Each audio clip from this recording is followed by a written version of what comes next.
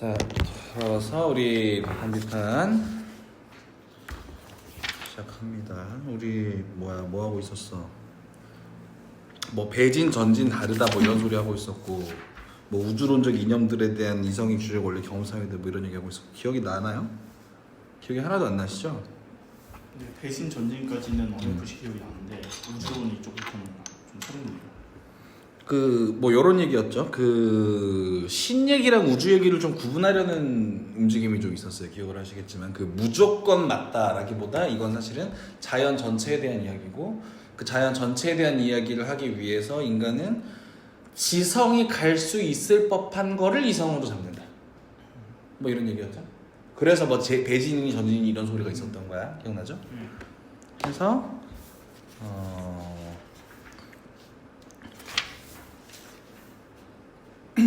뭐 대충 716쪽 같은 걸 읽어보면 다시 716의 중간에 1호부터 동시에 나오는 긍정적인 답은 세계 현상들의 계열에서 배진이 세계 크기의 규정으로서 무한정하게 진행한다는 것이다.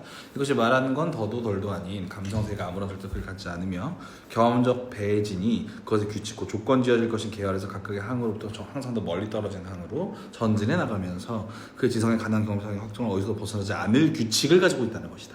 바로 이것이야말로 이성이 원리들 가지고 하는 본래의 유일한 업무이다. 이런 얘기였죠? 기억나시죠? 이건?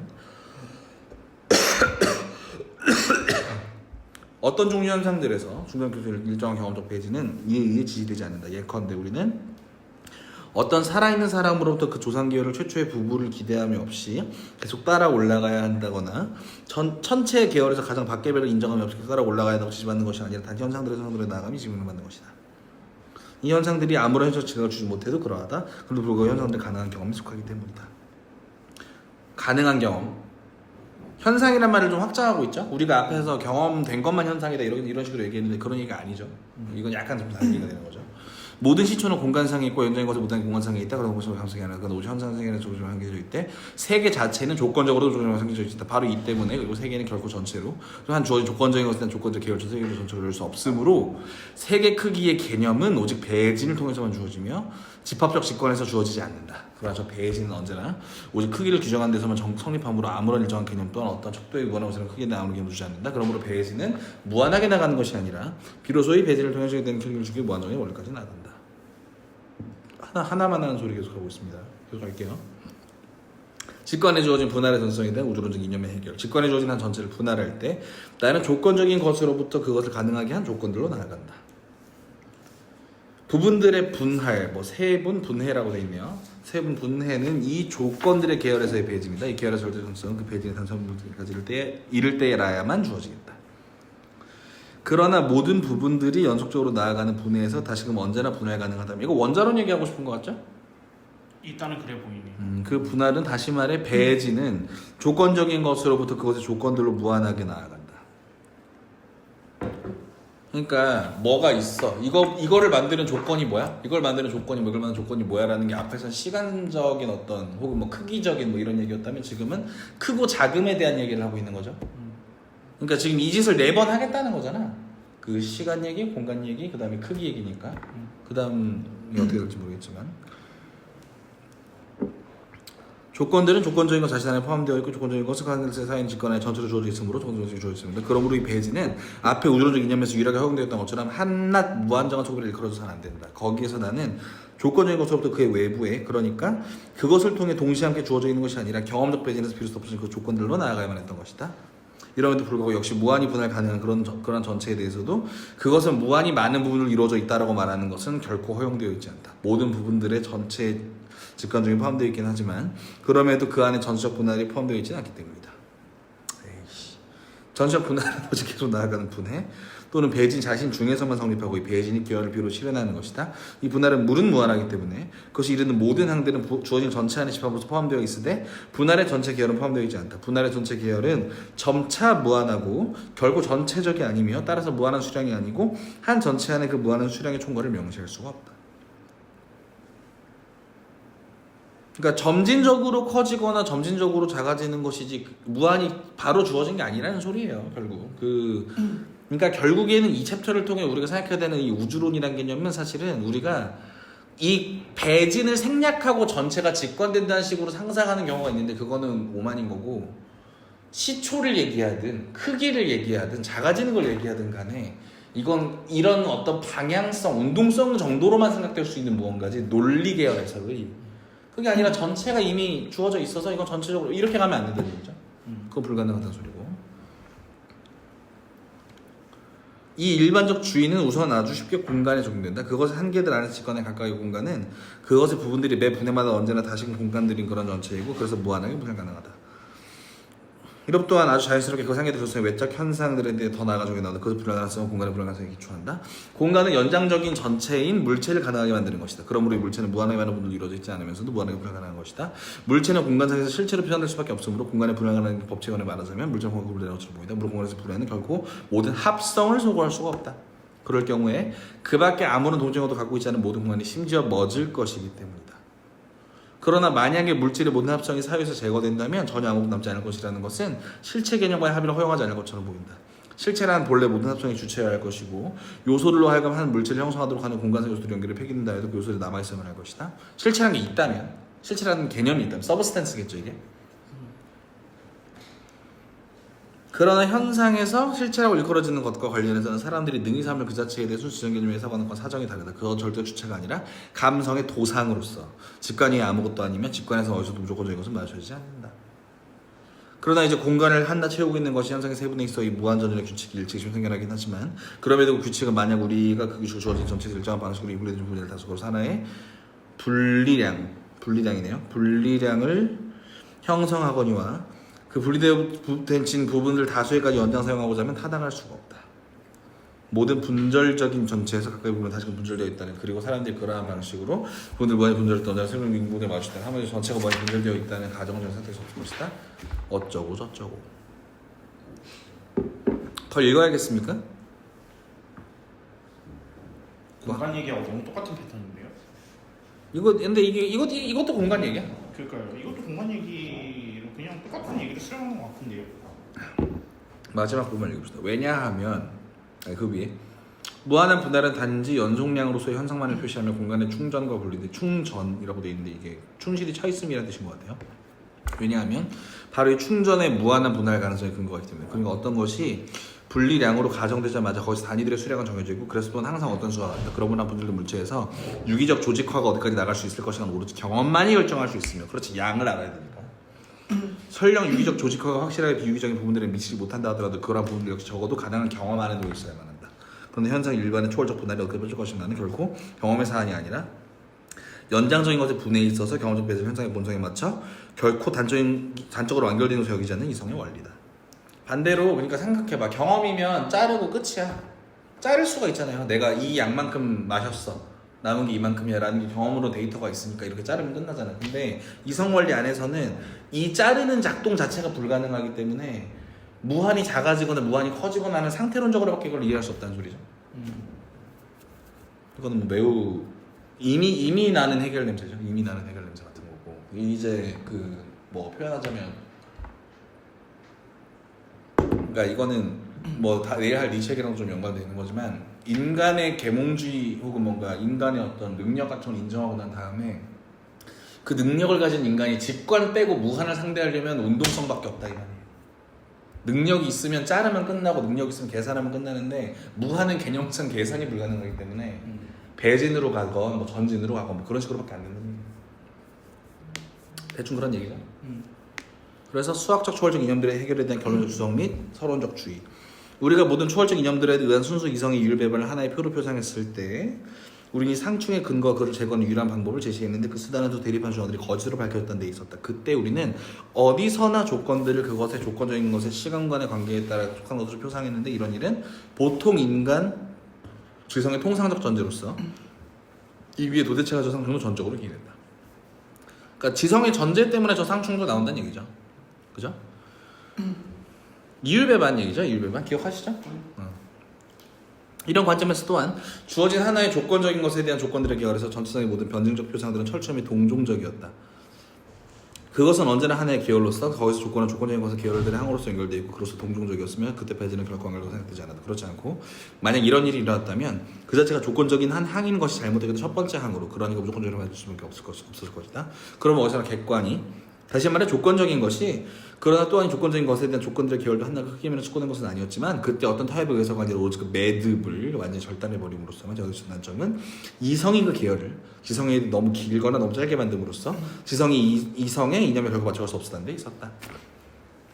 여기서 우리는 객관의 사이를 지배하는 다시 말해 이성이 이념으로 끌어올릴 애쓰는 지성의 사이를 지배하는 본질 사이를 간과했다. 곧 우리의 범주를 보면 두 가지 현상들의 수학적 종합을 반면에 나머지 두 가지 역학적 종합을 의미하고 있을 말이다. 여태까지 이런 이론도 무방했다. 우리는 모든 초월적 이념들 일반 조세는 언제나 단지 현상을 안에서의 조건을 아래에 머물렀듯이 두 수학적인 초월적 이념들에서 현상 안에서의 대성에 대해서 어떤 대상도 가지지 않았기 때문이다. 그러나 이제 우리는 지성의 역학적 개념들로 잠깐 미안 멈출게. 역학 수학 이거 그 처음부터 구분됐던 포인트들인데 기억할지 모르겠지만 다시 말하면 논리학에서는 무한히 가능이야. 그지? 근데 역학에서는 왜 상태일 수밖에 없어? 경험이 있어야 되기 때문이에요. 그리고 이 역학이란 얘기는 그 앞에 좀 다뤘는지가 내가 기억이 안 나네. 분석론에서 나오는 얘기인데 역학이란 얘기는 자연과학을 얘기하는 거거든요, 사실. 그러니까 우리가 지금 뭐 자연과학이라 부르는 그 개념은 당연히 아니겠지만 그 나추럴리스 뭐 비신샤프트 뭐 이런 거겠지. 근데 어쨌든 자연물이 있고 그것을 우리가 본다면 이게 어떻게 바뀌어갑니다라는 식의 상상은 논리학이랑은 다르잖아. 논리학은 어쨌든 수학적으로 진행될 수도 있는 건데 이거는 그럴 수가 없으니까 여기서 우리가 우주라는 개념을 상상하려면 우주 전체를 직관하는 게 불가능하고 애초에. 그러니까 수학적 개념을 때릴 수가 없다고. 그러니까 이 배진 전진 얘기를 하기 이전 단계에서는 수학적 개념보다 역학적 개념이 좀 뒤섞여 있는 채로도 굴러갔는데 지성이성 얘기할 때 이 실제적으로 진행되는 그 방향들을 살펴본다면 이걸 경험이랑 일치시키는 과정을 볼 때는 역학은 불가능하다. 뭐 이런 소리잖아요. 불가능하다고요? 아니 불가능하다니 그런 뜻이 아니라 진행시키려면 전체를 집권하는 게 불가능하다. 잘 이해가 안 된대요. 그러니까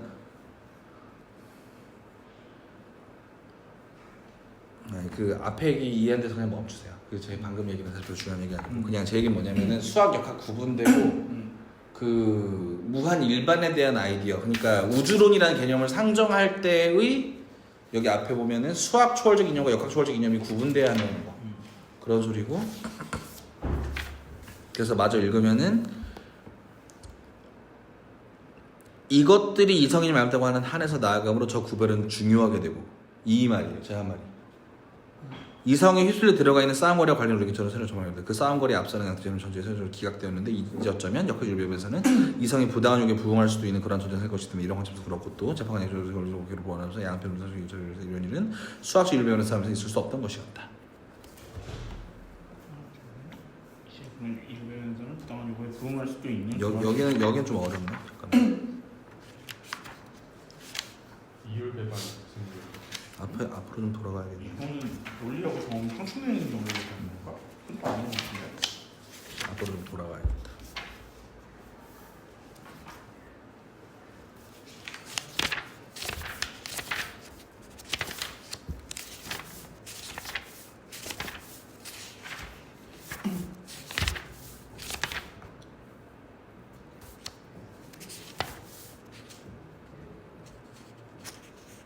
뭐 얘기하던 거는 690쪽 뭐 이런 데였죠?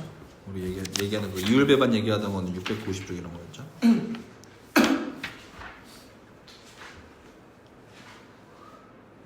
기억나시죠? 그러니까 이 이율 배반까지는 기억이 남는데 여기 이해하고 넘어가자. 중요한 거 같다. 연료 좀 넣고.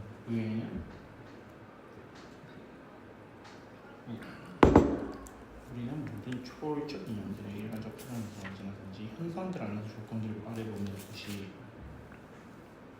수학적인 초월적 이념 현상들 안에서는 대상 외에는 어떤 다른 대상들 이게 역학 얘기 아니야?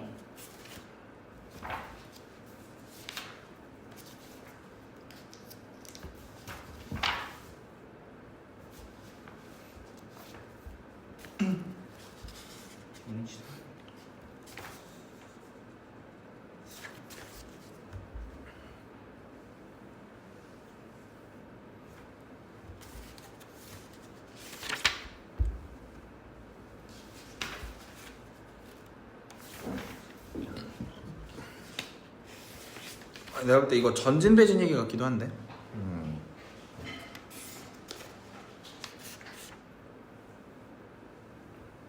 그러니까 앞에서 했던 얘기 같긴 한데 뭔가 바뀌어 있는 것 같아서.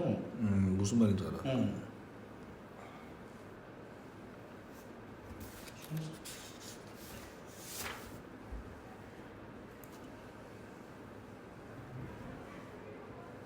아 이거 무한정 얘기다. 714쪽.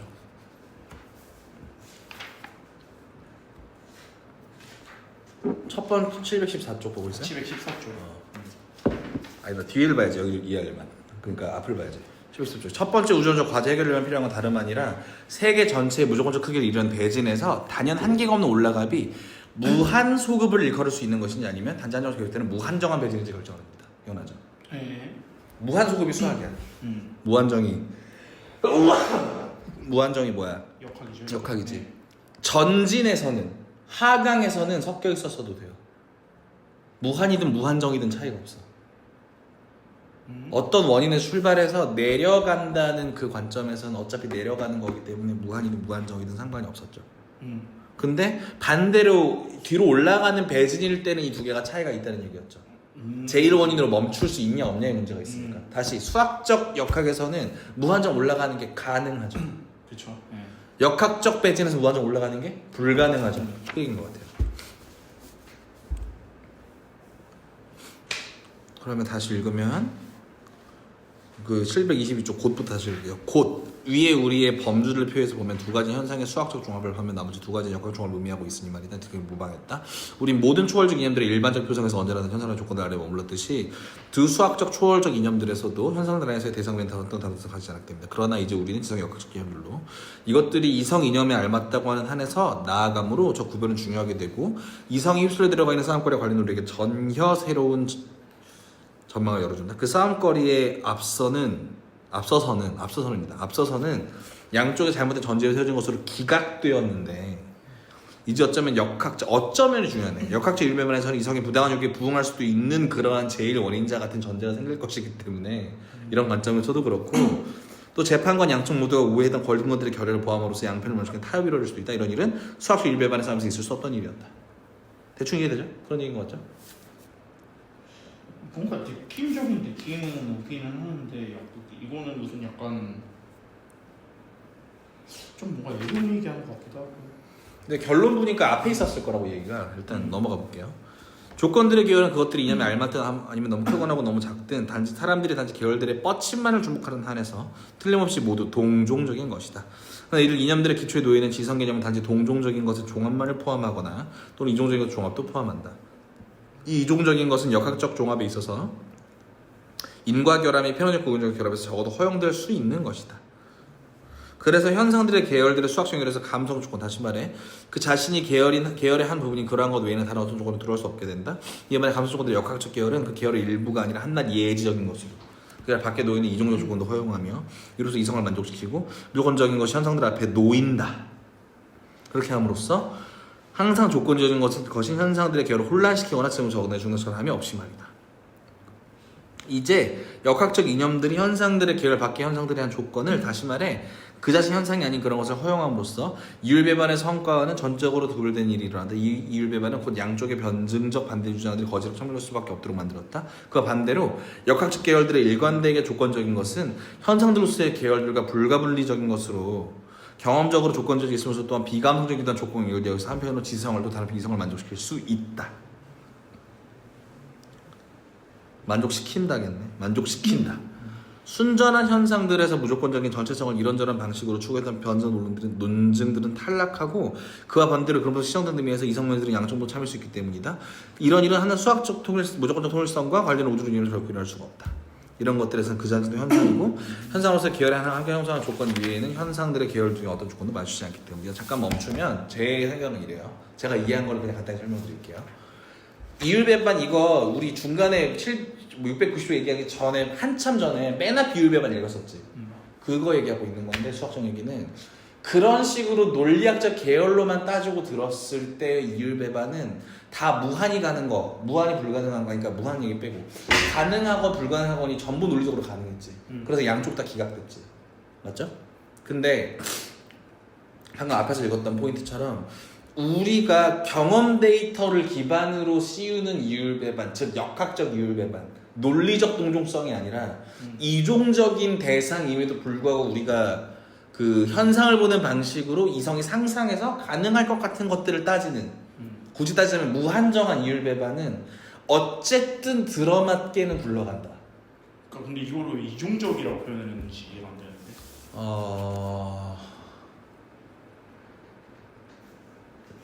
얘기는 들었을 때는 플로우는 일종의 그 수학적 공리계하고 역학적 공리계를 나누는 얘기 같긴 한데. 맞아요. 이거를 왜 어떤 차원에서 이종적이라고 얘기를 할 수 있는? 이거는 그냥 제 생각인데 수학적 연결은 자기가 이미 그 논리 안에 한 부분일 수밖에 없거든요.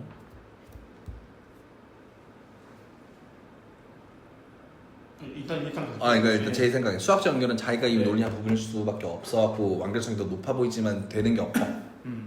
이거 1번. 2번 역학적 연결은 달라. 왜? 경험 데이터가 있고 지성 위에 이성 같은 게 있어가지고 이미 다른 존재인데 이걸 통해서 배진이 일어난단 말이에요.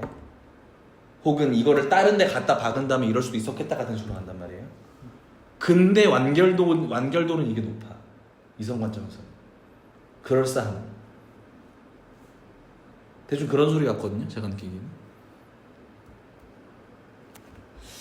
아주 깔끔하진 않네요. 왜냐면은 첫 번째가 일단은 완성도가 그 역학적 얘기가 완성도가 높다고 할 수 있는 근거가 어디 있는 거죠? 그러니까 여기인데 723쪽 읽었던데 이제 밑에 네 번째 줄에 그와 반대로 역학적으로 일관되게 조건적인 것은 현상으로서의 계열들과 불가분리적인 것으로서 경험으로 조건지어져 있으면서도 또한 비감성적이기도 한 조건과 연결되어 있어. 다른 한편으로는 지성을 또 다른 한편으로는 이성을 만족시킬 수 있다. 이 얘기예요. 이종이라는 얘기가 제가 볼 때는. 이 이종이 지금 지성 차원하고 이성 차원에 대한. 맞아요. 그 얘기를 이종이라고 표현을 했다니요. 그 얘기예요.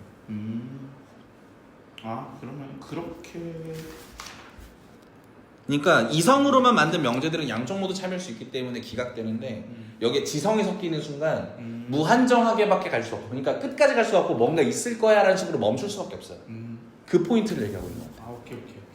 그렇게 얘기하면 얼추 도식화가 되는 거구나. 냄새나는 새끼 이거. 오늘도 냄새가 나. 이거 언제 끝나냐? 나 이제 실천이 빨리고 싶은데. 대충 안 거 같은데? 졸락인데? 스트레스 받아. 심지어 어느 순간부터 너무 좀 과학 비평 얘기가 많이 나와가지고.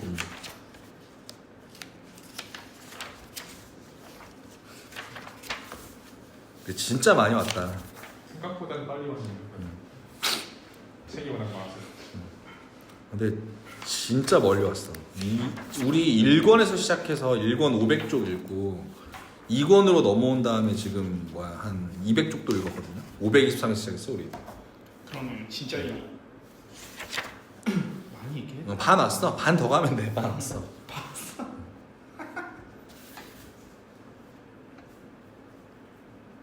아니 일단 1배반까지 끝내보자. 1배반까지 끝내고 내가 볼 때는 그 뒤에 이상 얘기를 근데 안 읽을 수가 없어요. 그러니까 861의 훈육 이런 거는 뭐 대충 봐도 되거든.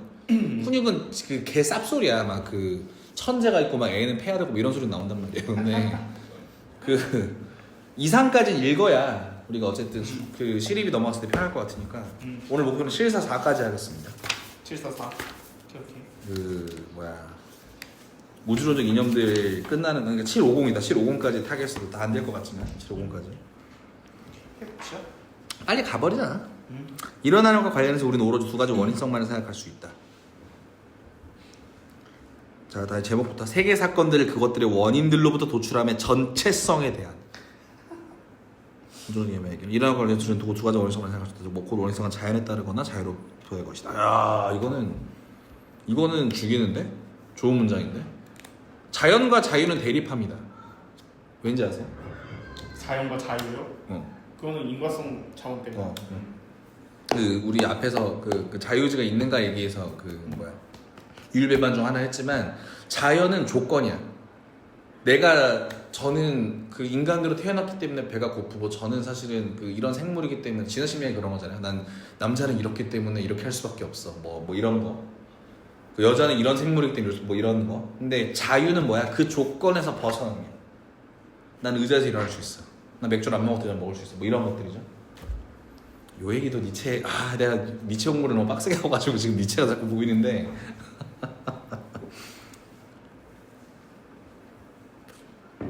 야, 내가 그 예도 강의 57시간짜리 다 들었다. 정신병을 보냈어. 니체 그거요? 도덕의 교부. 그 강의가 그렇게 중요한지. 그 뒤에는 대충 듣긴 했는데 57시간짜리 다 들었어 책편. 최근에? 최근에. 이거 기획하고. 재밌습니다. 얘도. 자 갑니다. 하여튼 마저 가면은 그런데 현상들의 인과성은 시간 조건들이 의거하는 것이고 앞선 상태가 항상 그대로라면 그것은 시간상에서 최초로 생긴 어떤 결과가 닿지 않을 것이고 일어나는 건 이제 발생하는 것의 원인의 원인성 또한 발생하는 것이고 지성의 근거에 따라 그 자체는 하나가 다시금 원인을 필요로 한다. 그에 반해 자유라는 말은 우주론적 의미에서는 한 상태를 자기로부터 시작하는 능력을 뜻하는데 그러므로 자유의 원인성과 자연법칙에 따라서 다시금 시간상에서 규정한 또 하나의 원인에 중속하지 않는다. 이런 의미에서 자유는 순수한 초월적 이념으로서 그것은 첫째로 경험에서 빌려온 것을 아무것도 함유하고 있지 않으며 둘째로 그것에 대해서는 어떤 경험에서 일정히 주어질 수가 없다. 왜냐하면 일어나는 모든 것은 원인을 가져야만 하고 그러니까 그 자신이 일어나는 것 내지를 발생하는 원인의 원성은 다시금 원인을 가져야 한다는 것은 보편적 법칙이며 그것도 모든 경험을 가능하게 하는 보편적 법칙이기 때문이다. 이렇게 정말이지 경험의 전역은 제 아무리 확정되어도 순전한 자연의 총괄 안에 들어있는 것이다. 그러나 이런 식으로 인과관계 조건들 결정적인 일관을 접습으로 이성은 자기가 활동을 개시할 수 있는 자발성의 이념을 만들어낸다. 여기서 이 자발성은 다시금 인과 연결의 법칙에 따라 활동을 규정하는 다른 원인에 앞설 필요가 없다. 이밖에 유념해야 할 것은 이 자유의 초월적 이념의 자유의 실천적 개념이 근거에 있고 전자는 후자에서 고래로부터 그 가능성에 대한 모든 불로서는 난점들의 본래 요소를 이룬다는 사실이다. 실천적 의미에서 자유란 감성의 충동에 의한 강요로부터 의사의 독립을 말한다. 왜냐하면 의사는 정념적으로 촉발되는 한에서는 감성적이고 그것이 정념적으로 어쩔 수 없게 될 수 있을 때는 동물적이기 때문이다. 인간의 의사는 감수적 의사이긴 하지만 동물적이진 않고 자유롭다. 정말 칸트적인 문장입니다. 왜냐하면 감성이 그 활동을 필연적으로 만드는 것이 아니라 오히려 인간에게는 감성적 충동에 의한 강요로 독립해서 자기로 스스로 규정하는 게 내재해 있으니 말이다. 만약 감성 세계에서 모든 원인성이 한낱 자연이라면 어떠한 사건도 다른 사건에 의해 시간상 필연적 법칙에 따라 규정될 것이고 그러니까 현상들은 모든 활동을 그것의 자연적인 결과로서 필연적으로 만들 수밖에 없으므로 초월수의 폐기는 동시에 일체시적으로 말살하는 것이라는 걸 쉽게 알 수 있다. 이것은 비록 어떤 것이 일어나지 않았다 하더라도 마땅히 일어났어야만 하는 것을 전제하고 그러므로 현상에서 그것의 원인이 이 자연원에 독립해서 그리고 심지어 자연원인들의 강제력과 영향에 반하여 시간 속에서 경험적으로 규정된 모양을 산출하고 어쩌고 전제하기 때문이다.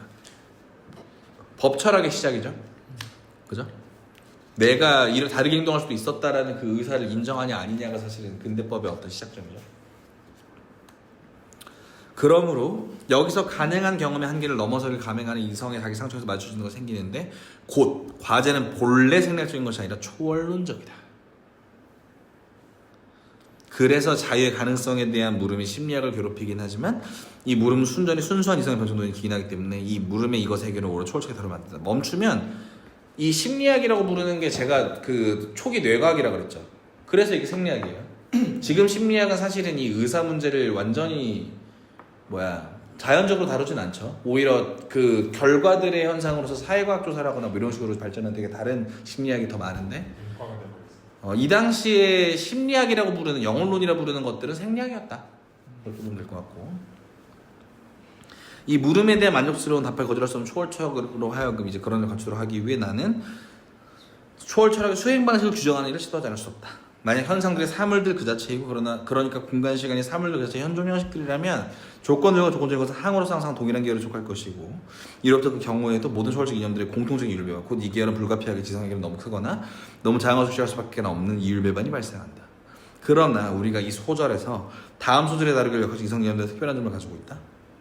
곧 그것들은 크기로 고찰된 대상에 관계하지 않고 대상의 현존과만 관계하기 때문에 우린 마찬가지로 조건들의 계열의 크기를 도외시할 수 있고 이것들에서는 조건들의 조건적인 것에 대한 역학적 관계만이 문제가 되는 것이다.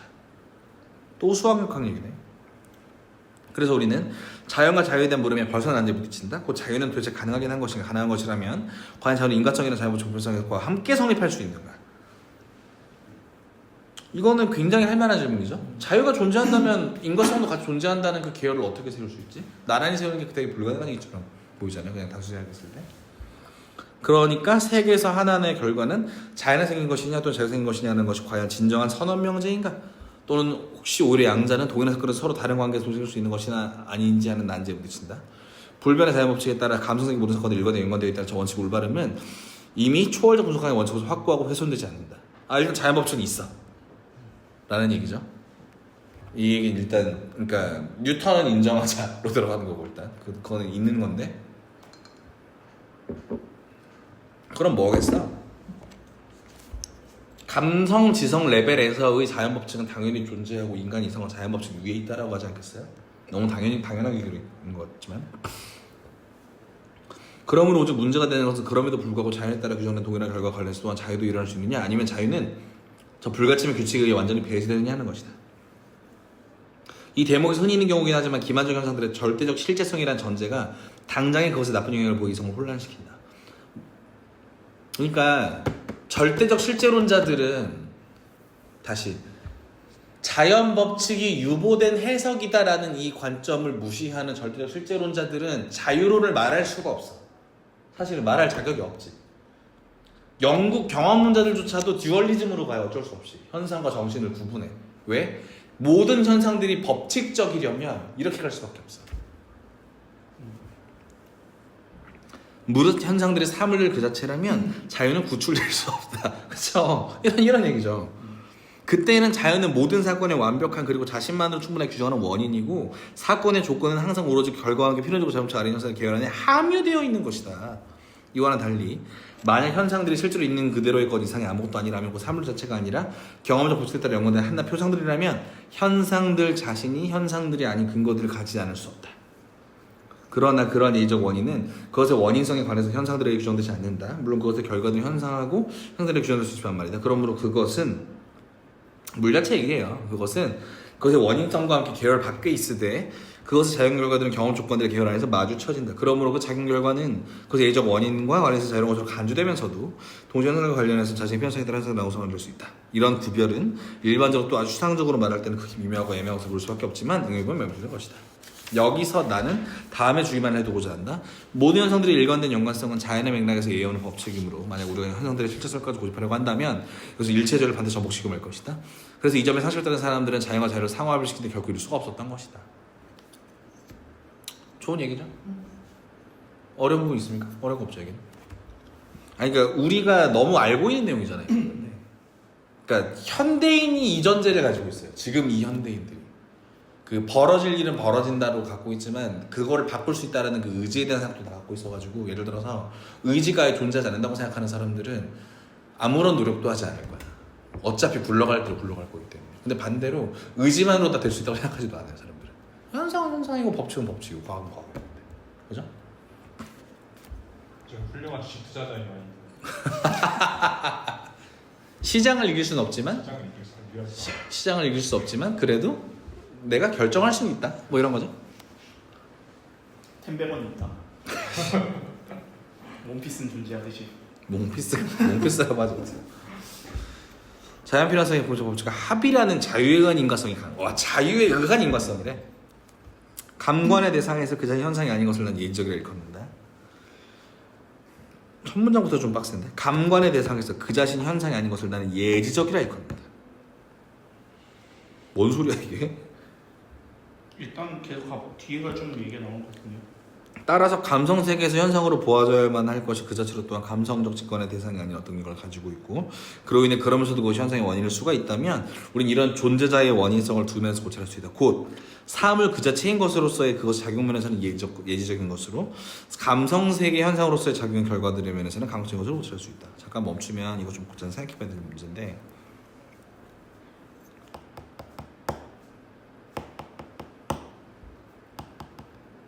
물 자체 얘기네요, 이것도. 그죠? 물 자체도 어쨌든 감관의 대상일 것인데 음. 감관의 대상이라고 해도 되나? 근데 뭐 좀 애매하지만 어쨌든 그러니까 감관의 대상인데 그 자신 현상이 아닌 것이니까 감관의 대상 이 구도에서 감관의 대상이 맞다고. 이 구도에서 감관의 대상이 맞긴 한 거죠. 네. 물 자체 얘기인 것 같아요, 그죠? 예식에 관련된 얘기인 것 같은데. 우리 이런 존재의 원성을 두 면에서 고찰할 수 있다. 하나는 작용면에서 사물 그 자체인 것으로, 그 작용면에서 예의적인 것으로, 그리고 현상으로서 그 결국 감성인 것으로, 그죠? 그러니까 대상, 감관의 대상은 두 개야.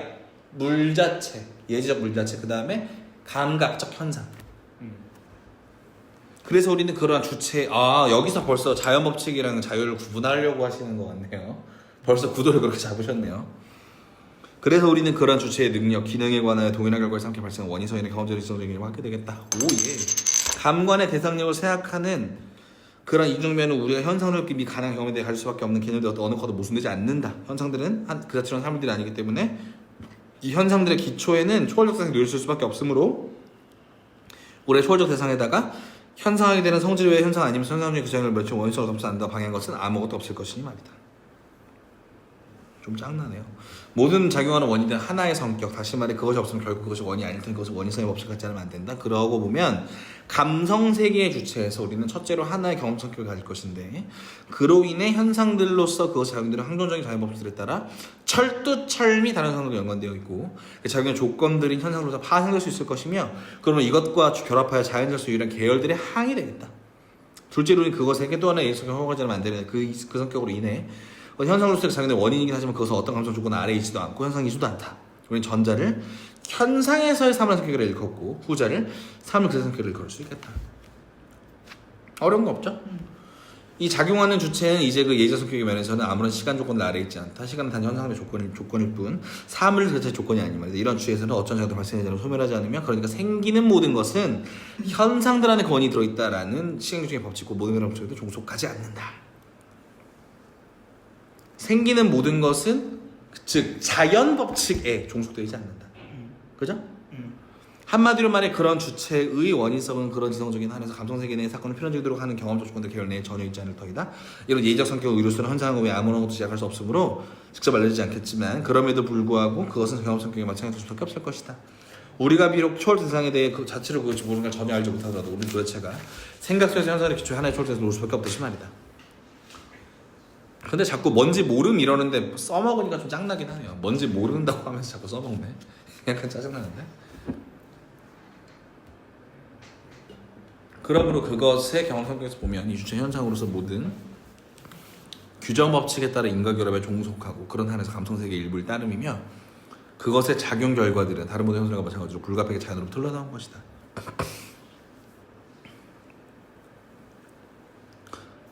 외적 현상들이 이 주체 영향미치고 똑같이 경험 성격, 인과사회에 마찬가지로 자연법칙에 따라 설명할 수밖에 없을 것이고 경험에서 맞춰줘야 한다. 이거 뭐 다 읽을 필요 없고. 그러나 이 주체 예적 성격에서 보면 비록 우리가 일반 성격을 가질 수 없다 하더라도 동일한 주체는 그럼에도 감성 현상들이라는 규정의 모든 영역부터 해방되어야만 하겠다.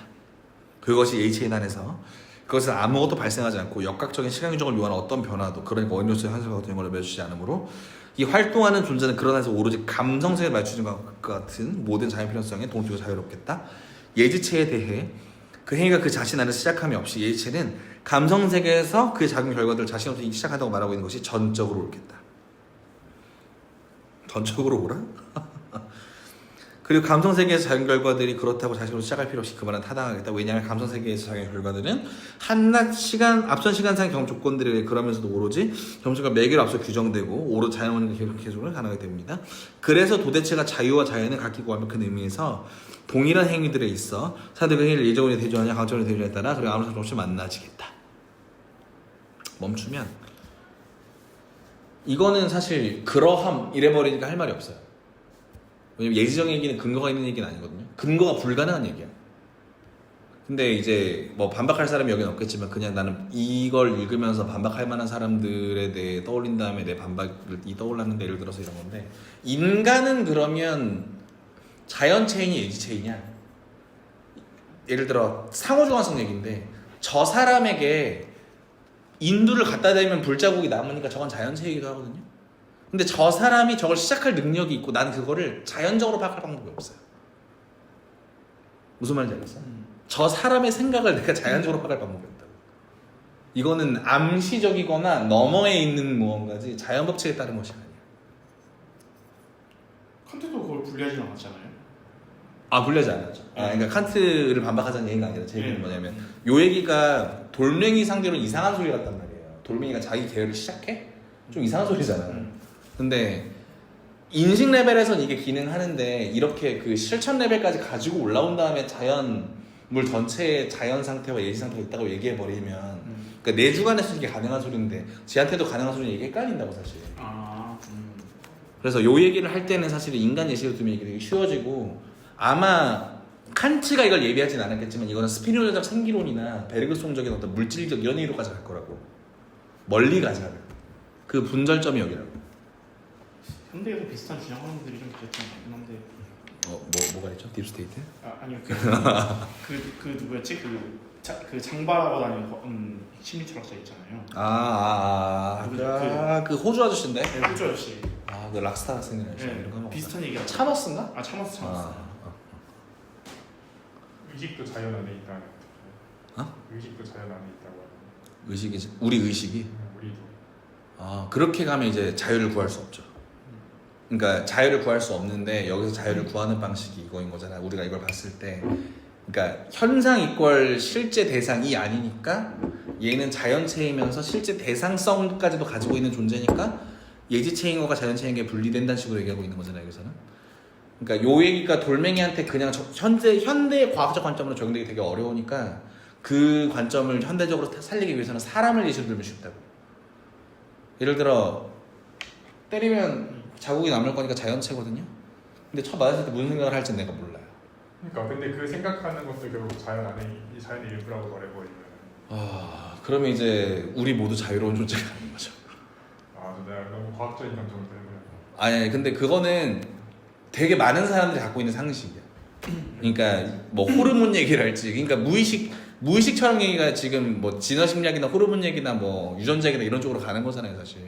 내가 유전자 얘기 기함하는 게 다 그런 포인트거든. 왜냐면 자유도 인정하지 않고 무의식도 인정하지 않는 거니까 어떻게 보면은. 사실 너무 복잡할 뿐이죠. 그러니까 결국은 호르몬이고 패턴이고 다 그런 게 있으니까. 그게 요즘 점점 내가 그렇게 가고. 내가 그렇게 가고 있으니까.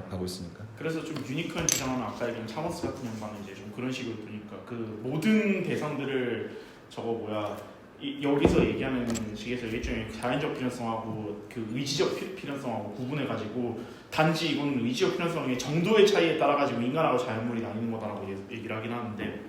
그 완전 스피노자 냄새나는 얘기. 되게 스피노자 냄새나는 얘기죠.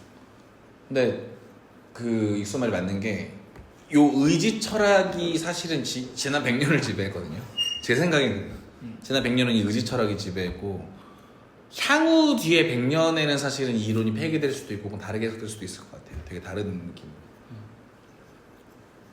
그러니까 이미 그 푸코 같은 사람들이 다 해놓긴 했거든. 그러니까 그런 식으로 한 건 아니고 인간이 사실 의지를 가졌다기보다 그 의지조차 시대 안에 종속되어 있음 같은 식으로 갔잖아. 그거는 니체도 하는 짓이고 뭐 푸코도 하는 짓이잖아. 근데 이제 우리가 발견한 자연과학물들이 사실은 우리가 의지라고 부르는 것을 분해할 수 있게끔 해준다라면 거기에 맞는 새로운 철학이 나와야 되는 건 맞죠. 그건 어쩔 수 없는 포인트죠. 다만 이 레벨에서 뉴턴 레벨에서 물로켓들 말고 뉴턴 레벨에서 의지와 자연체는 분리된다. 우리 직관 레벨에서 의지와 자연체는 너무 당연하지만 분리될 수밖에 없다. 그렇지 않으면 내가 자유롭지 않다는 뜻이니까. 내가 의지에서 왜 일어났나? 설명하기 위해 말들이 날 억압했나? 그런 건 아니잖아요. 뭐 이런 얘기죠, 사실. 간단히 얘기해. 그래서 오늘 진도 빠르고 좋죠? 보편적 자연현상과 결합된 자유라는 우주론적 이념에 대한 해명. 나는 초월적인 문제 해결에서 이성의 행보를 보다 잘 개관을 시키기 위해서는 먼저 우리 초월적 문제 해결의 윤곽을 그려보고 싶다고 생각했다. 즉 우리는 본래 그것이 문제거리인데 이성의 결정선들을 분리해내고 그 각각을 따로따로 고찰하고자 한다. 발생하는 모든 것은 원인을 가른다. 이 원인의 원인성, 다시 말해 작용은 결과에 선행하지만 거기서 발생한 결과라는 점에서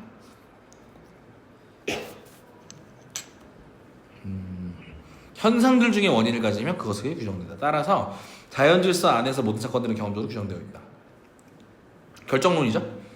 이 같은 자연 법칙 이에 의해 현상들이 비로소 하나의 자연을 형성하고 경험의 대상들을 줄 수 있는 이 법칙은 지성 법칙으로서 이로부터 이탈하거나 어떤 하나의 현상을 예외로 하는 것은 어떤 구실로도 허용되지 않는다. 왜냐하면 그렇지 않으면 우리 현상을 가능한 경험 밖에 놓고 그로서 가능한 경험의 모든 상을 구별하여 그것을 순전한 사유물로 망상으로 만들 것이기 때문이다. 그러나 여기서 단지 그 조건들로의 배제는 전혀 아무런 절대적 전체도 허가하지 않는 원인들의 연쇄만 있는 것처럼 보인다 할지라도 이 우려가 우리를 결코 막지는 못한다. 왜냐하면 이런 우려는 이성이 현상들의 계열에서 물건적인 것을 이룰 때 이성의 율배반에 대한 일반 평가를 할 적에 이미 제거되었으니 말이야. 그래? 제거됐어? 뭐 그렇다고 합니다. 제거됐대요. 만약 우리가 초월적 실제론에 기반에 굴복하고자 한다면 자연도 남아있지 않는다. 여기서 문제는 오로지 사람들이 모든 사건들의 전체 계열에서 순정하게 자연 필요성만을 인정할 때 그러면 과연 한편으로는 순전한 자연결과인 동일한 사건을 다른 편의 자유로부터 결과를 가져오는 것이 가능하냐, 아니면 이 두 종류의 원리성상의 정밀한 모습이 발견되느냐 뿐이다. 현상의 원인들 중에는 한 계열을 단적으로 자신으로부터 시작할 수 있는 것이 있을 수 없다. 한 사건을 산출한 한에서 현상으로서의 모든 작용은 그 자신 사건에서 일어난 일로서 또 다른 상태를 전제하며 이 안에서 원인이 발견되겠다. 그래서 발생하는 모든 것은 오직 계열의 계속으로 거기 자기가 일어난 시처럼 불가능하다. 그러므로 시간계기 자연 원인들의 모든 작용들은 그 자신 다시금 그 원인들을 마찬가지로 현계에서 전제하는 결과들이고 그에 의해 이전에 있지 않았던 무엇인가 발생한 그런 작용이 현상들인 것을 기대할 수 없는 것이다. 만약 그 결과들이 합현상들이라면 그것 자신이 또한 현상의 그 원인의 원성이 단지 경험적이어야 한다는 것은 도대체가 필연적인가? 그리고 비록 현상에서의 모든 결과를 위해서는 그것의 원인과의 연결이 경험적인 것을 물론 요구되긴 하지만 그럼에도 경험적인 것 자체는 자연의 원성을 조금도 중단함이 없이도 비경험적인 차라리 예정 원인성 다시 현상들의 원인을 결정된 것이 오히려 가능하지 않은가? 그러므로 원인성은 그러나 현상이 아니라 그 능력으로 뭐가 예지적이다. 오. 그렇다고 해도 자연의 한 항으로서 감속하는 것으로 계산되면 안 되지만 말이다. 이건 굉장히 파격적인 선언인데.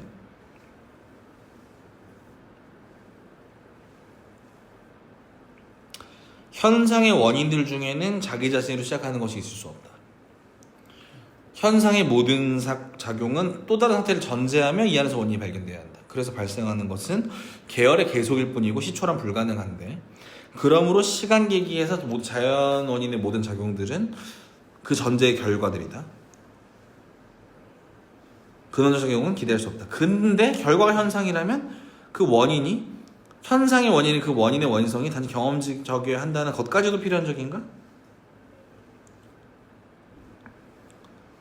단지 경험적이어야 한다는 것은 도대체가 필연적인가? 비록 현상에서 모든 걸 위해서 원인과의 연결이 경험적인 것의 버티다를 요구되긴 하지만 그럼에도 원인 자체는 자연 원인들과 연관성을 조금 더 중단함이 없이도 비경험적인 차라리 예지적인 원인성. 다시 말해 현상들에 대한 원인의 근원적 활동의 결과일 수 있다는 것이 오히려 가능하지 않은가? 개 어려운데? 이거 쉬워? 아니, 지금 어느 순간부터 놓쳤는데?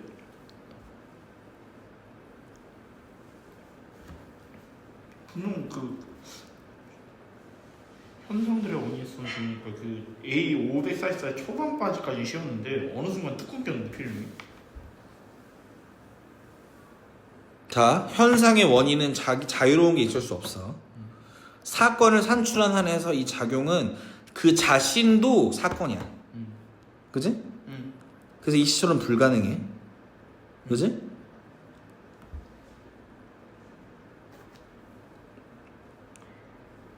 시간 계기에서 자연 원인의 모든 작용들은 시간 계열에서 전제되는 결과들이야. 그지? 그에 의해 이전에 있지 않던 무엇인가 발생하는 그런 작용이나 현상인 것을 기대할 수 없다. 근데 결과가 현상이라고 한다면 그것 자신이 또한 현상인 그 원인의 원인성이 경험적일 필요가 있냐?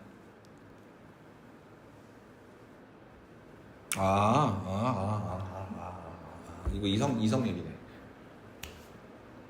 현상의 원인을 내가 경험했어? 아니지. 꼭 아니지. 그렇진 않지. 아니지. 꼭 그렇진 않지. 아니지. 현상의 원인은 역학적 이성적이네. 그럴 수 있는 것이니까. 그렇지. 그 얘기인 것 같은데. 단지 경험적. 그리고 비록 현상에서의 모든 결과를 위해서는 그것의 원인과 연결이 경험인 것의 법칙대로 물론 요구되기는 하지만 그럼에도 이 경험인 것 자체는 자연 원인과 연관성을 중단함 없이도 차라리 예지적인 비경험적인 원인성 오히려 이게 가능한 거 아니냐? 아 맞네. 그러므로 이 원인성은 그러한 하나의 현상이 아니라 그 능력으로가 예지적이다. 물론 예지적이라고 해도 자연원산 항으로서 감성에 속하는 것을 계산되어야만 하지만 계산되어야만 한다. 경험되어야만 한다가 아니죠. 계산되어야만 한다죠. 그 현상이 있다면 어쨌든 원인이 있을 거라는 그런. 비슷한데, 그러니까 현상 원인이 있으면은 둘 다 경험인 것 같지만 사실은 우리가 어떤 현상의 원인을 본다면 이 원인을 우리가 경험하지 않아도, 예를 들어 저 전봇대 차가 들이박았다는 사실은 그 순간 우리가 목격하지 않아도 모양으로 알 수 있고 추론할 수 있잖아. 이거는 예지적인 거 아니냐는 거지. 물론 이 계산 자체는 자연법칙 안에 들어있는 계산이지만, 그지? 시각화 능력.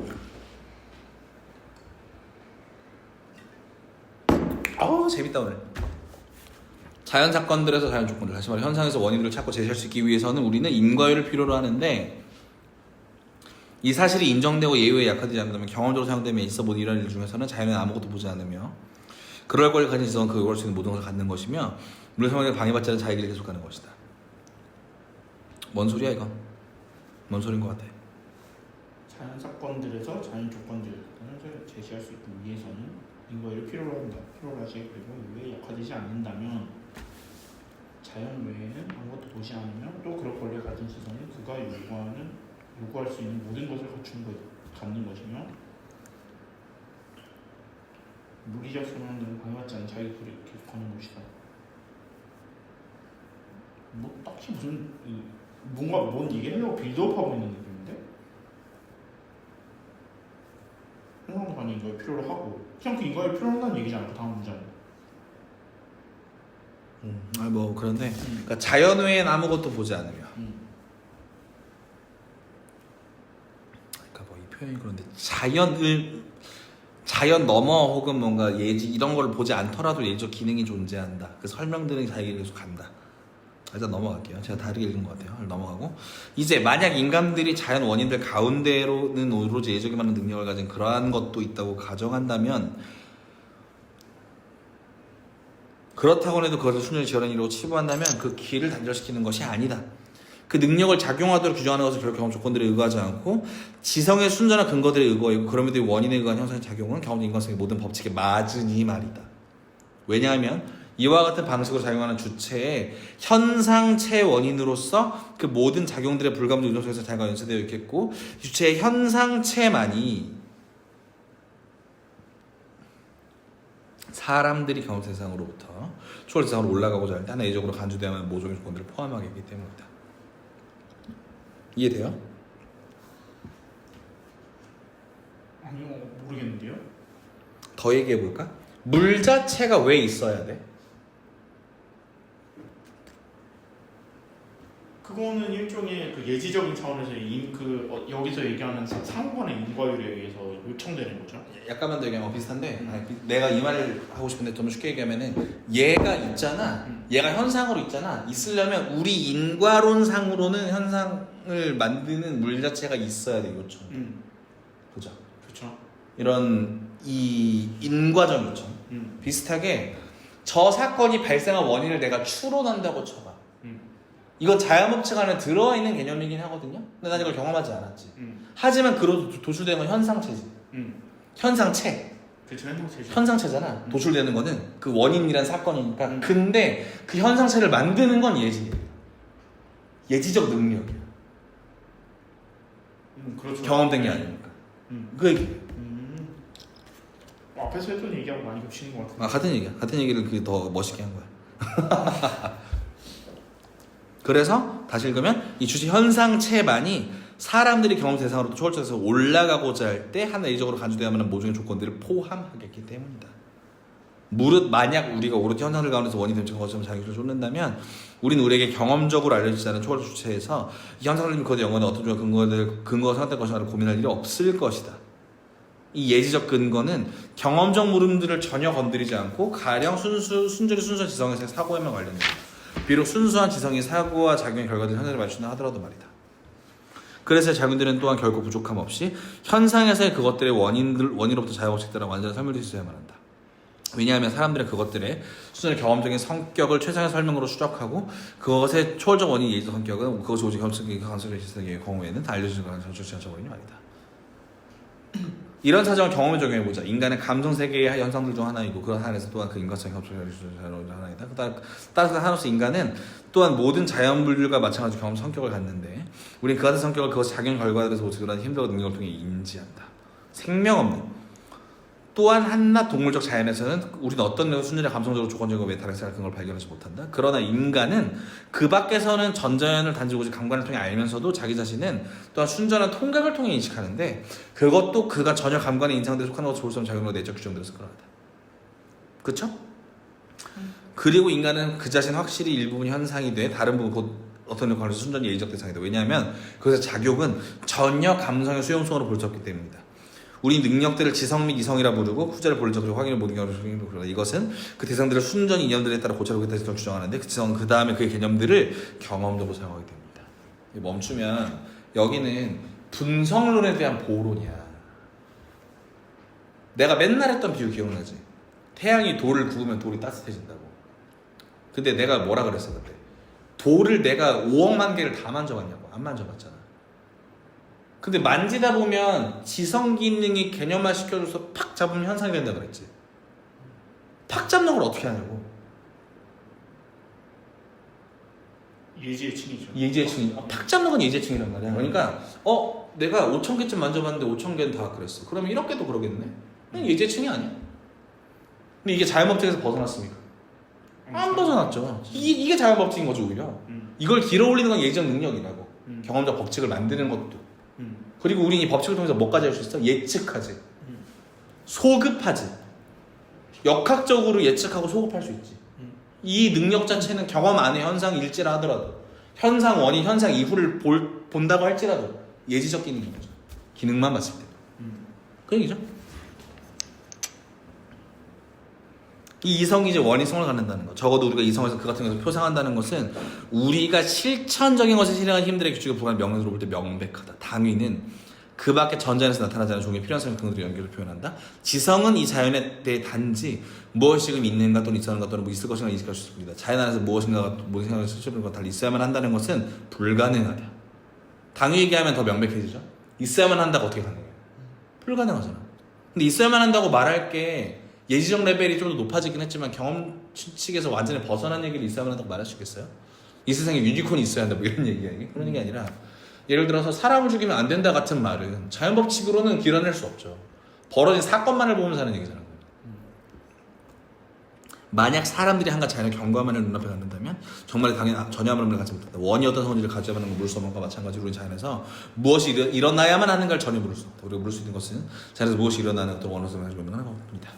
당이란 무릇 그것의 근거가 다름 아니라 순전한 개념이 그런 가능한 행위작용을 표현하는데 이에 반해 순전한 자연적인 근거는 항상 현상이어야만 한다. 그런데 만약 다양한 행위작용을 행했다면 그 행위작용은 물론 자연 조건 아래에서 가능할 수밖에 없다. 이 얘기죠. 그러나 이 자연 조건들은 의사의 규정 자체에 관여하지 않고 단지 현상에서 그것의 작용 결과와 성과에만 관련한다. 나로 하여금 의욕하도록 촉구하는 자연 것들이 제 아무리 많고 감성 자극될 제 아무리 많다 해도 그것들이 당위를 나올 수는 없고 단지 아무리 오래도 필연적이지 않아 항상 조건적이만 나올 수 있습니다. 이에 반해 이성이 바라는 당위는 의욕에 대해 척도하고 심지어 금지와 권위를 세운다.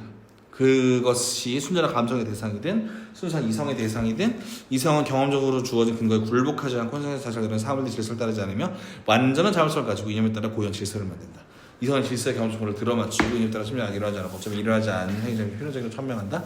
그러나 그럼에도 모든 행위들 작용들에 대해서 이성이 그것들의 원리를 가지고 있으면 전제되어 있다. 물론 그렇지 않고서는 이성 그 이념들에서 경험에서 작용을 기대지 않은 것입니다. 좋네요. 깔끔하죠? 전체적으로 오늘은 좀 중간중간에 명쾌한 포인트들이 많이 많네요. 오늘 깔끔하네요, 그죠? 이분 왜 안 오셨어요? 아, 효님 10분만 쉬었다 할까요? 아, 네 잠깐 화장실 가고 좀 커피 타임 줬죠. 그 15분? 한 9시 시작합시다. 계속 갑니다. 이제 이쯤 멈춰서서 이성이 현상들과 관련해 실제로 원성을 갖는다는 게 적어도 가능하리라고 가정해보자. 그러면 이성은 그것이 제 아무리 이성이라 할지라도 경험성과 서로 지체하지 않을 수 없을 것이다. 왜냐하면 모든 원인들은 자연적인 존재하고 모든 규칙은 원인을 정책으로 접근하고 원인을 그것을 해서 경험성을 이끌 수 있기 때문에 경험성은 불변적이다. 자연 결과들이야 수반하는 그리고 제한한 조건의 차에 따라 감정도 나타나긴 하지만 말이다. 기본의 모든 인간은 그의 의사의 경험성을 가지고 있는데 다른 말로 그 이성의 모종인 원인성이다. 이성의 모종의 원인성이다. 이것이 현상에서의 그 자기 결과에 대한 하나의 규칙을 제시하고 그 규칙에 따라 사람들이 이상을 대해서 행위들 정들을 그걸로 끌어내고 그것을 주관하고 원천 평가를 전하여서 말이다. 경험성교 자신은 현상들로부터 자기 결과로서 경험적 제공 원칙 조절을 만들기 때문에 현상에서의 인간의 모든 행위작용들은 그의 경험성 경험이 함께 작용하는 사람들의 자율성에 따라 규정되어 있다. 그리고 만약 우리가 인간의 사회 모든 현상들을 그 근거에 탐구할 수 있다면 우리가 확실하게 예언할 수 없고 사람들과 좀 더 필연적으로서 인식할 수 없는 인간의 행위작용은 단 하나도 없을 것이다. 그러므로 이 감성에 관련해서 아무런 자유도 없다. 그리고 만약 우리가 단지 관찰만 하고 인간에서 그렇게 하듯 인간에게 작용 원인을 생략적으로만 탐구하고자 한다면 우리 경험성격에 따라 인간을 고찰할 수 있을 것이다. 그러나 만약 우리가 바로 동일한 행위작용 이성과의 관계에서 고려한다면 그리고 그것도 행위작용들을 그것을 그런 경우에 실험하기 위해서 사회적 이성에서의 관계가 아니라 전적으로 이성의 행위작용들을 자신은 원인에 한해서 이성과의 관계에서만 고려한다면 한마디로 우리가 행위작용들을 실천적 관점에서 이성과 비교한다면 우리는 자연 질서와는 전혀 다른 식의 질서를 발견할 것이다. 왜냐하면 거기서는 자연 진행에 따라 일어나는 거 그리고 경험성에 따라 불가피히 일어날 수 없었던 것 모두가 어쩌면 일어나지 않았어야 마땅할 것이다 말이다. 맞죠? 뭐 편하게 이해되죠 이게? 그러나 때때로 우리는 이성의 이념들이 실제로 현상으로서 인간의 행위작용에 대해 원인성을 증명했어. 그리고 행위작용의 원인성을 들기 때문에 정말 오히려 이성을 발견한다 또는 발견한다고 적어도 믿는다. 만약 사람들이 이성은 현상에 대해 원인성을 간다고 말할 수 있다고 전제한다면 이성은 그것의 경험성격에 있어서 전적으로 정확히 규정되어 있고 필연적인데 그것의 행위작용은 능히 자율적으로 그럴 수 있지 않을까? 이 경험성격은 다시금 예제성격에서 규정되어 있다. 그러나 우리는 이 후자를 알지 못하고 본래 오로지 감각 방식만을 경험 직접으로 인식하도록 해주는 현상들을 통해 표시한다. 이제 행위작용은 사회방식의 그것의 원인이 돌려지는 한에서도 그렇다고 그로부터 경험적 법칙들을 결과하는 것이 전혀 아니다. 단문을 읽을게요. 그리하여 행위작용들의 본래적인 도덕성은 우리 자신의 태도에 본래적인 도덕성을 우리에게 전적으로 숨겨져 있다. 이건 예지적이라는 거죠. 예지적인 성격으로서 나타나는 경험칙들은 경험 법칙에 종속되어 있을 수는 있지만 우리의 책임지음은 오로지 경험 성격과는 관련될 수 있다. 그중 얼마만큼의 자유의 순수한 작용 결과, 얼마나 순진한 자연의 작용 결과인지, 그리고 그 기지의 과실로 허물 타시면 또 기지의 행운의 성질, 행운의 공로 다시 이제 어느 누구도 파질 수가 없고, 그렇기 때문에 완전한 정에 입각하여 상냥할 수 없다. 다시 말해, 그래서 순수 이성의 조건들이 오히려 단지 그 장애를 내가면서 선행한다. 순수한 이성은 순전히 예적 능력으로서 시간형을 시게 그러니까 또한 시간계획의 조건에 종속하지 않는다. 예정성격의 경우에는 발생하지 않는다. 바꿔 말해 한 장애를 낳기 위해 가령 어느 점에서 게시하지 않는다. 무릇 그렇지 않다면 현상들의 자연법칙 인과계를 시간적 규정한 한에서 그것에 자신이 자연 종속이 있을 것이고 그렇다면 원인성과 자연의 자유가 아니겠다. 그러므로 우리는 만약 이성이 현상들에 대해 원인성을 가질 수 있다면 그것은 그에 의해 자연 결과에 대해 경험적 기회를 감정을 비로 시작하는 능력이다. 왜냐하면 이성 안에 있는 조건은 감정인 것이 아니므로 자신을 시작하는 것이 아니니 말이다. 그리하여 그에 따라 우리가 모든 경험적 계열에서 아직 기억했던 일, 그 사건들의 숫자 계열된 조건이 경험적으로 조정될 수밖에 있었으면 했던 일이 발생한다. 왜냐하면 여기서 그 조건은 현상들의 계열의 밖에 있고 지나가는 원인의 어떤 식으로 종속하지 않으니 말이다. 그럼에도 바로 동일한 원인이 다른 관계에서 현상들의 계열에 속한다. 인간은 그 자신이 현상이다. 인간의 사는 모든 그의 행위작용들의 원인 경험성을 가는다. 자연결과에 대한 계열에 포함되어 있지 않고 자연결과에 대해 복종하지 않는 조건은 인간의 경험적 성격을 지키는 그런 조건들의 하나가 아니다. 자연결과들의 법칙에 따라서 시간상에 이루어지는 경험적으로 무조건 원인적을 만나지 않는다. 그래서 주어진 행위작용은 단적으로 자기가 도착할 수가 없다. 그러나 이성에 관해서는 사람들이 그것의 의사결정 상태에 앞서 이성한테 자신이 정해진 어떤 상황도 말할 수가 없다. 왜냐하면 이성 자신은 조건을 종속하지 않으므로 이성 안에서는 원인성 관련해서도 시간이 발생하지 않고 자연의 역학적 법칙을 이룰 수 없기 때문이다. 그러니까 현상으로서의 나는 부자유해요. 예지적, 의지적 나는 자유로워요. 그런 귀결이죠. 그러므로 이성은 그것들 중에서 인간이 현상하는 모든 의사에 따른 행위작용들의 고정적인 조건인데 의사에 따른 행위작용들은 경험성격에서 어느 것이다 그 실현이 전에 앞서 정해져 있다. 경험성격이 그 그것의 감성에 따른 예의성격에 대해서 앞서선이 나중에 하는 것이 타당하지 않다. 모든 행위작용은 그것이 다른 성과 함께하는 시간관계를 도외시하면 순수성이 예지적 성격의 직접적인 작용 결과다. 그러니까 순수 이성은 자연원인들의 연쇄에서 외적 내적인 선행하는 근거들에 의해 규정됨 없이 자유롭게 행위작용한다. 이상의 자유를 사람들은 소극적으로 경험적으로 동일적으로 볼 수 있을 뿐만 아니라 적적으로 사건들의 계열사에 도착하는 능력을 표시할 수 있다. 이러하기에 이성 자신 안에서는 아무도 시작하지 않고 오히려 이성은 의사에 따른 행정의 무조건 조건으로서 자기 위에 아무런 시간상의 조건도 허용하지 않는다. 그러면서도 그것의 자기가 현상에서 시작하되 거기서 형성할 수가 없다. 이성의 규정을 경험적으로 사용한 예를 해명하기 위해 의사에 따른 행정을 취해보자. 예컨대 한 인간이 그것으로 사회의 모든 혼란을 일으켰다. 악의적인 거짓말 말이다. 사람들은 첫째로 그룹 뒤에 거짓말이 발생한 동의를 탐구하고 뒤에 어떻게 거짓말과 결과들 그에게 책임질을 판정한다. 첫 번째 의도에서 사람들은 그 인간의 경험 성격을 그것을 원천에까지 심사해요. 그 원천을 나쁜 교육, 불량한 교체 또는 부분적으로는 수치에 대한 무관과 사과, 천성을 찾아내고 부분적으로 경험과 부분을 다시 돌린다. 이 대목의 사람들은 물론 그것을 야기한 기회 원인을 시야에서 놓치지 않는다. 이 모든 것을 사람들이 말하는 절차는 일반적으로 한 주어진 자연결과에 대한 계열에 대한 연구사 같은 것이다. 사람들이 이제 그런 것들로 인해 그 행정이 규정받았다고 믿음에도 불구하고 행정을 비난한다. 그것도 그의 불행한 천성, 그에 영향을 미친 주변 상황, 나아가 그가 앞서 보던 품행 때문이 아니다. 왜냐하면 사람들은 품행이 어떠했고 그런 거 전적으로 지켜놓을 수 있다고 그 조건의 제한을 일어나지 않았던 것으로 그 행실은 무조건적으로 볼 수 있다고 하며 이렇게 그로서 그 행자는 결과대 결정을 계시하고는 존재하기 때문에 이 비난은 이성의 법칙 기초에 있는 것으로 그러니까 섞여 있다는 거죠. 뭐 품성 어쩌고 이런 걸로 비난하면 안 된다는 거죠. 그건 다른 얘기라는 거지. 그래서 사람들이 이성을 거론한 모든 경험 조건들에 불구하고 인간의 체를 다 규정할 수 있었고 규정의 체를 나타내는 원인을 보고 있는 것이다. 그러면 사람들이 이성을 원해서 한낱 경합인 것이 아니라 저는 완벽한 것으로 본다. 비록 감수 동의들이 기초에서 찬성하죠. 그것이 반대까지 할지라도 말이다. 행위작용은 그의 예정에 돌려지고 그 거짓말하는 순간에 그건 지금 전적으로 비틀진 것이다. 그러니까 이성은 그 행실의 모든 경험 조건에도 불구하고 온전히 자유로웠고 행실은 전적으로 그게 부작위하지 않으면 탓으로 돌려진다. 부작위의 탓으로 돌린다. 부작위의 탓으로 돌려진다. 이 규칙의 판단에서 쉽게 보는 것은 여기 사람들은 다음과 같은 사상을 갖고 있다는 점이다. 즉 이성은 모든 저런 감성에 전혀 촉발되지 않고 이성은 변하지 않으며 이성에서 후속하는 상태 유익한 어떤 선행하지 않고 그러니까 이성 형상들의 가족체를 필요하면 가족을 기억하지 않는다. 그래서 그것 즉 이성은 모든 시간 상황들에서 인간의 모든 행정에 현재하며 일량하다. 하나의 모양을 가지고 있다. 그러나 그것 자신은 시간상에 있지 않고 앞서 있지 않다. 가령 어떤 새로운 데 빠지지 않는다. 이성 규정하는 것으로 새로운 데 규정할 수 있는 것이 아니다. 그래서 사람들은 이성을 왜 자기를 다르게 규정하지 않았는가라고 물을 수 없다. 사람들이 물을 수 있는 것은 단지 이성은 왜 현상들을 그 원칙에 다르게 규정하지 않는가 뿐이다. 그러나 이에 대해서 아무 대답도 가능하지 않다. 하나의 다른 이성 성격이 다른 하나의 경험 성격을 주었을 것입니다. 만약 우리가 이제까지 보였던 그의 전체 풍요에 불구하고 행위자는 거짓말을 않을 수도 있다고 말한다면 그것이 미안한 단지 그것은 지적적으로 이성의 권력 아래 서 있으며 이성은 원인성에서 현상의 시간경과 어떤 종속해 있지 않고 중요한 차이가 나긴 하지만 현상은 사상들 그 자체가 아니고 또 원인 그 자체가 아니므로 행위자 차이가 날 수 없다는 것 뿐이다. 됐죠? 이해되죠? 이 상수 이 라인은 그냥 아예 특별한 얘기 아니고 되게 직관적이네요. 칸트 텍스트가 아닌 것 같아. 너무 빡빡 읽혀갖고.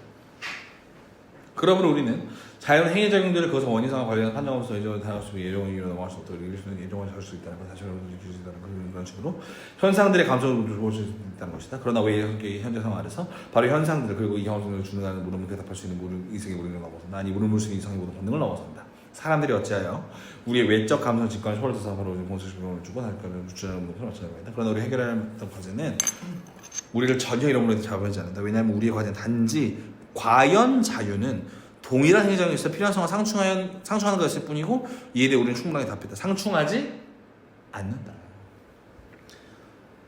우린 전자에 있어서 후자와는 전혀 다른 종류의 조건들과 관계 맺음이 가능하고 후자 부처는 전자를 건드리지 않으면 그러니까 양자간은 서로 독립적이고 방향성을 제시하였으니 말이다. 됐죠? 매우 상식적이에요. 사람들이 실로 주의하지 않으면 안 되는 점은 이로써 우리가 우리 감성세계 현상대 원인 함유하고 있는 하나 자유로운 현상들을 보지 않는 것이 아니라 사실은 무릇 이 일은 동무상당 기념만을 다루는 초월적 고찰이지 않았을 것임을 대하고도 그런 송을 쉴 수도 없었을 것이다. 우리는 경험으로부터는 결국 경험 법칙들에 의해서 도움을 생각할 수 없으니 분명 어떤 것을 추리할 수는 없단 말이다. 그래, 자유가 현실적인 건 아니야. 오케이. 더 나아가 우리는 또한 자유 가능성마다 전혀 증명하고자 하지 않았다. 그것도 불가능하죠. 왜냐면 우리 일반적으로 어떤 실제나 원소에 대해서 경험적인 인식을 자유는 여기서 오로지 초월적 이념으로만 다루어진다. 이 이념에 의해 이성은 현상에서의 조건들의 기여를 감성적으로 무조건적으로 단적으로 기적을 생각하지만 그때 이성은 지성의 협상의 지정한 자기 법칙이 얽혀든다. 이제 율배반은 순전한 가상에 기인한다는 것. 그리고 자유는 자유의 원상을 적어도 상충하지 않는다는 것. 이것이 우리가 이룰 수 있었던 유일한 것이고 관심사이다. 이따면 있는 줄 알았니? 어? 자유에 대해서 이따면 있는 줄 알아. 그 수준의 이렇게 볼 수도 있고 반대로 이성 비판이니까 그게 있다고 말하긴 싫은 거야.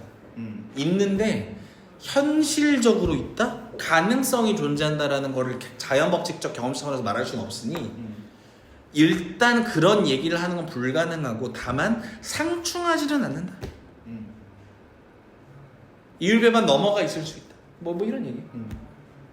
그게 다라는 거죠. 그러니까 칸트는 이렇게 써놓고 겸손하다고 생각했을 거예요. 어떤 사람이 보기엔 진짜 이건 폭거잖아. 근데 칸트는 이렇게 써놓고 난 참 겸손한 인간이라고 했을 거야. 다 왔어. 3장만 넘기면 되거든요. 이거 해버립시다. 앞절에서 우린 감성세계의 현존 일반에서 본 현상들의 의존 전체의 우주적 이념들의 해결. 앞절에서 우리는 감성세계의 변화들을 역학적 계열에서 고찰했는데 거기서 모든 변화는 각기 자기 원인으로서의 자연 변화 안에 있는 것이다.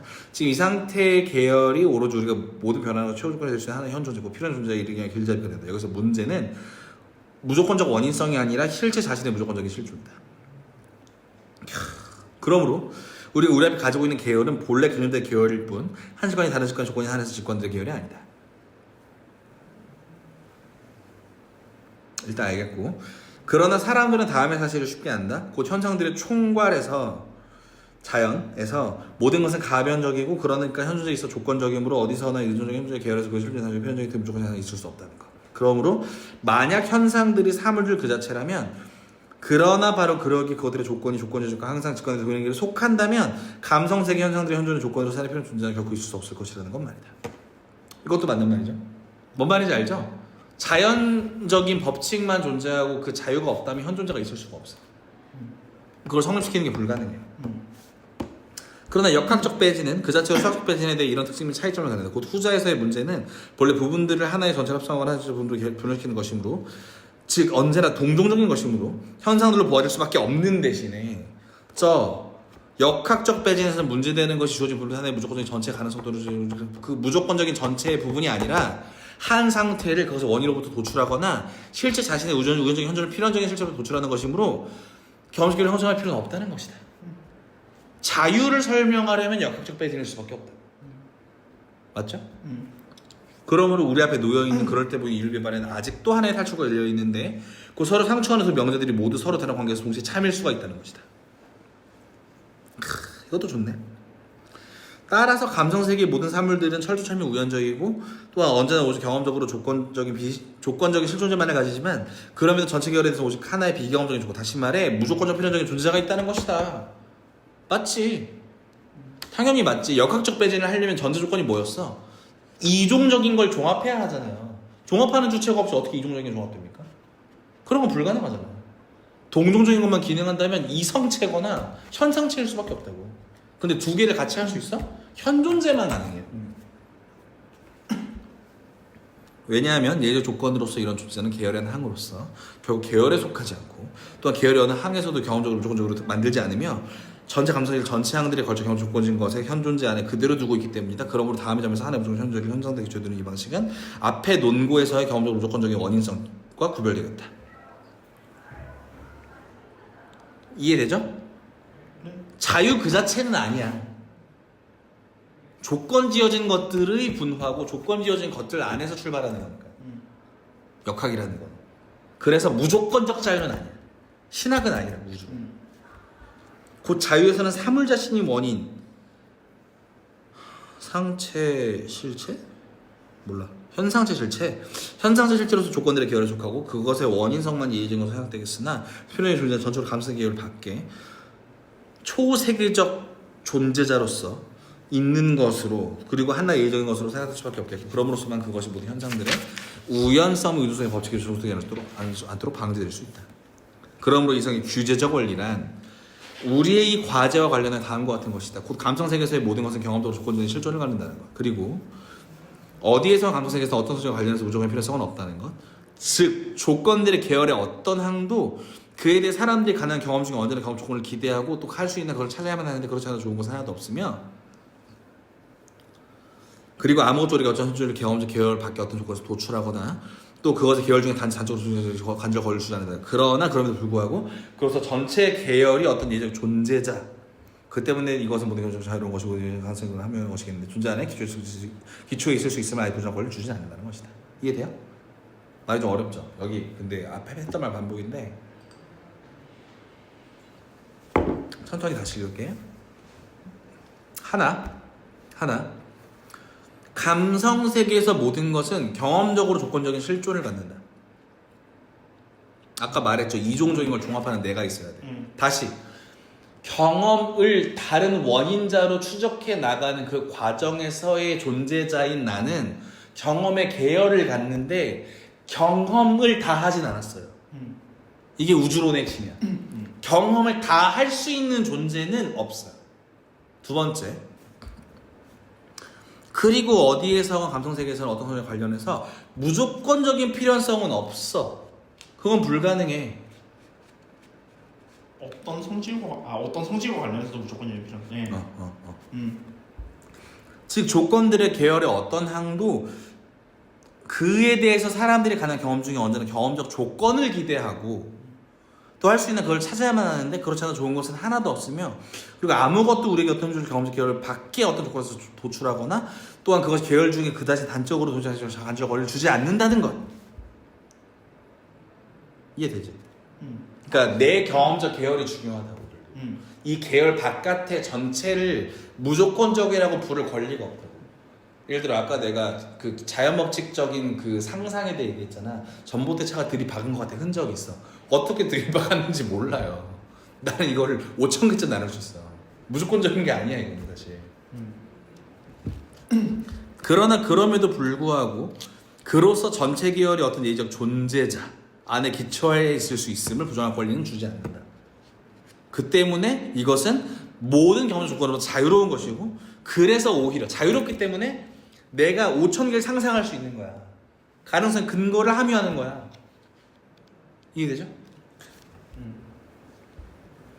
그러나 여기서 생각하는 것은 한 존재의 무조건적으로 필연적인 현존을 증명한다거나 감성세계 현상들이 실존하는 예적 조건의 가능성만이라도 그 기초하게 하는 것이 아니라 오히려 단지 우리가 이성이 경험 조건들을 가져가 벗어나서 초험적인 복취를 설할 수 없는 성격에 빠져들어가지 않도록 이성을 제한하고 꼭 마찬가지로 또 다른 한편으로 한낱 경험적 지성 사용의 법칙이 사물들 일반의 가능성에 대한 판결을 내리지 않도록 그리고 예정인 것을 비록 그것이 우리 현상들의 설명을 위해 사람들이 없다고 하더라도 불가능하다고 선언하지 않도록 경험적 지성 사용의 법칙을 제한하려는 것입니다.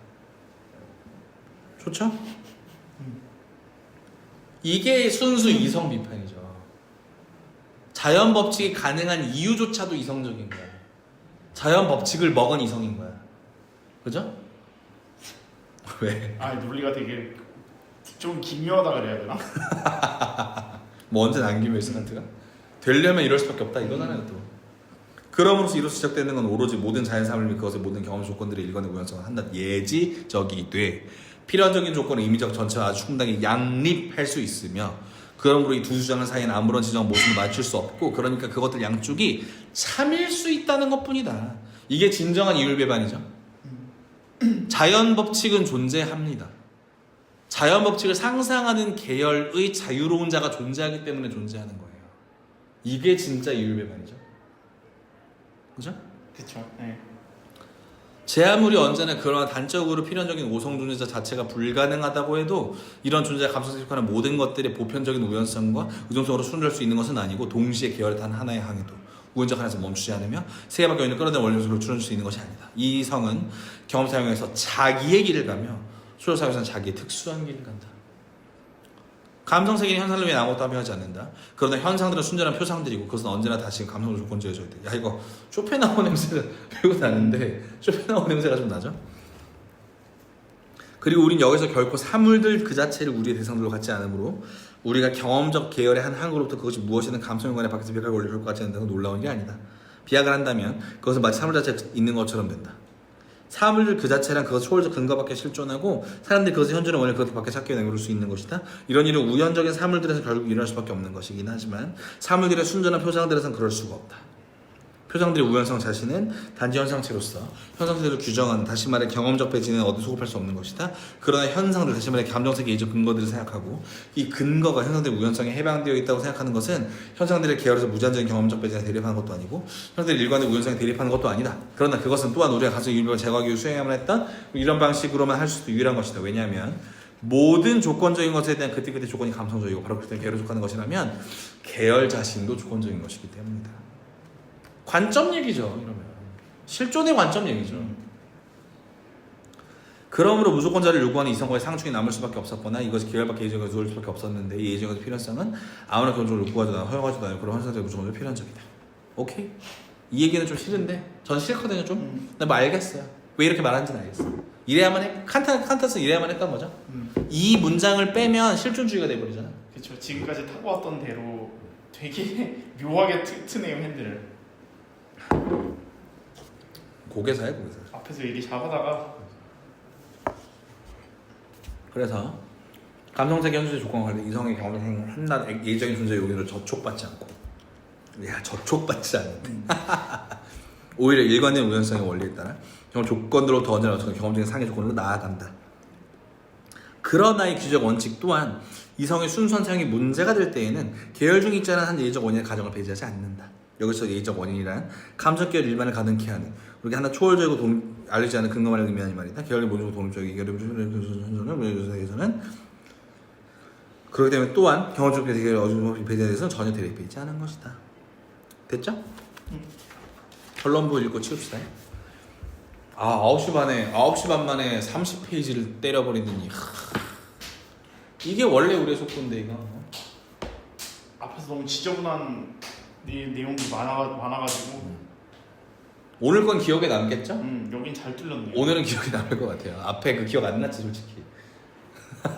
읽을 땐 분명히 그래도 알고 넘어갔는데 다시 돌아서면은 이게 킬러 문항이구나. 결론적 주석. 우리의 이성 개념들을 가지고서 수존의 감정 세계에서의 조건들의 정체성과 이와 관련 이성을 쓸 수 있는 것만을 대상으로 삼는 한 우리의 이념들은 초월적이되 우주론적이다.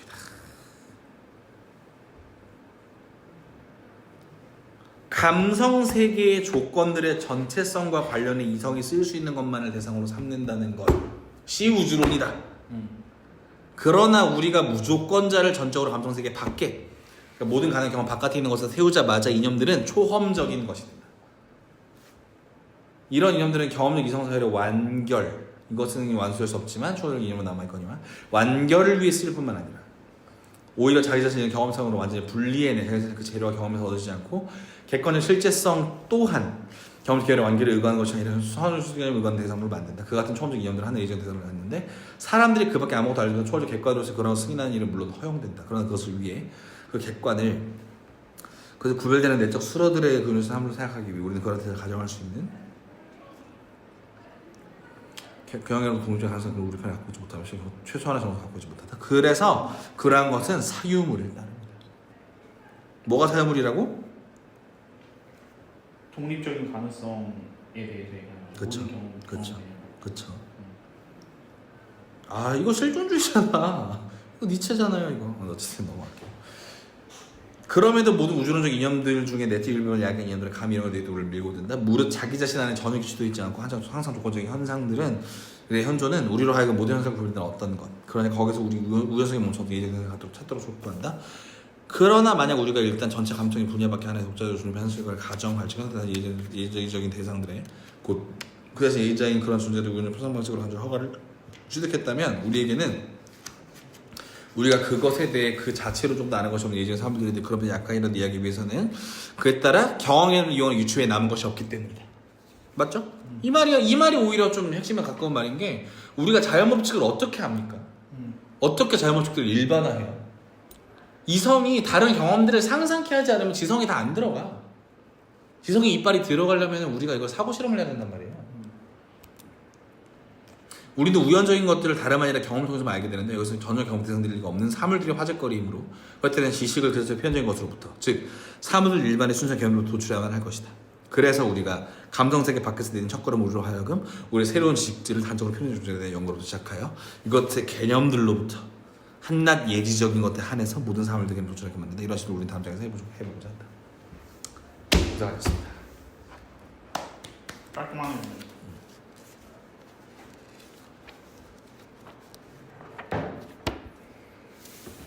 많이 왔죠? 자,